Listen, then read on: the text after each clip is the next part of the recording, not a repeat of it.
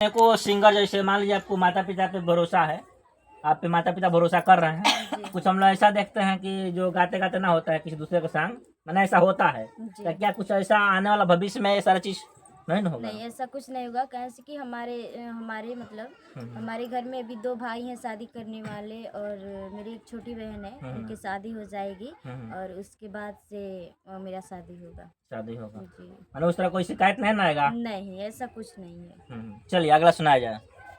कि तोहरा के अपना दिल के पेटिया में रख लनी सोना के बोटा समझ के, कि तोहरा के अपना दिल के पेटिया में रख लनी सोना के बोटा समझ के, आ हमरा दिल के मार के भचका देला ये रकेश पंचूना लोटा समझ वाह जी वाह, दूसरा सुनाया जाए।